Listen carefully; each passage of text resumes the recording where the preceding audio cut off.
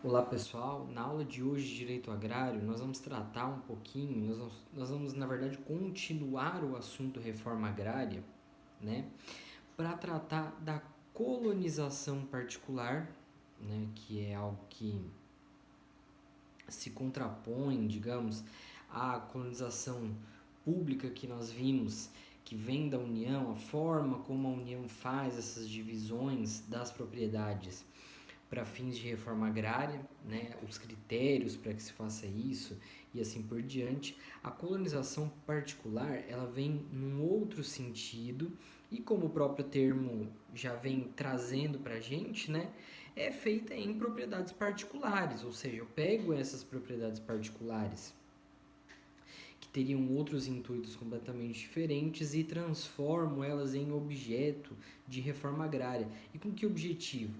Principalmente o objetivo de lucratividade, tá?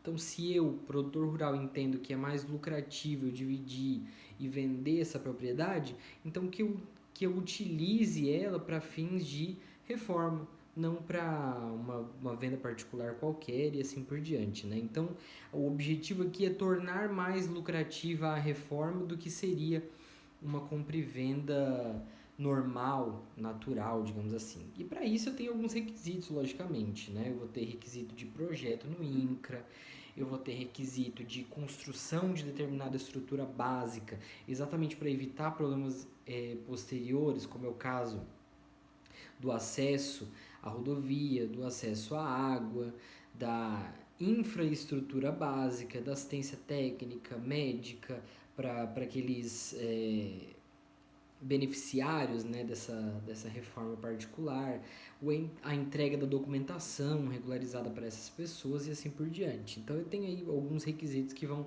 impactar nessa colonização particular. Além disso, nós vamos tratar um pouquinho de quem são os beneficiários da reforma agrária, né, tais como a gente vai ver o próprio desapropriado na parte da propriedade onde se localiza a sede, os trabalhadores dessa propriedade desapropriada, os trabalhadores de outras propriedades. Então, assim, nós vamos ver que existe, nessa questão dos beneficiários, né, da reforma agrária, existe um privilégio que se dá àqueles que já trabalham no campo, né, que já trabalham na própria propriedade ou em outras, mas que já têm experiência na atividade do campo e que, portanto, é, são mais adequados, digamos, à continuidade daquela atividade rural ali naquela propriedade, né? Então, depois disso, nós vamos começar um novo assunto, que é o assunto política agrícola, tá? Nós vamos ver como que essa política agrícola se dá. Nós vamos ver com que objetivo que nós vamos trazer essa política agrícola. Nós vamos ver que os conceitos de política agrícola e de reforma agrária, eles estão cada vez mais se aproximando, não no sentido, não no seu conceito básico, que é que um é tratar do desenvolvimento e o outro tratar de divisão, de renda, de trabalho e assim por diante. Mas os objetivos eles estão cada vez mais comuns. Vamos lembrar lá atrás que a gente falou do princípio de que o direito agrário é dicotômico. O direito agrário trata tanto da reforma quanto do desenvolvimento, quanto da política agrícola. Então, se eu lembrar desses dois conceitos, eu vou ver que esses dois, tanto o desenvolvimento quanto a distribuição de trabalho e renda, estão cada vez mais próximos dentro de uma política rural, dentro de um pensamento rural. Então nós vamos ver que eu estou formando, na verdade, uma nova classe, né, de produtores rurais e que isso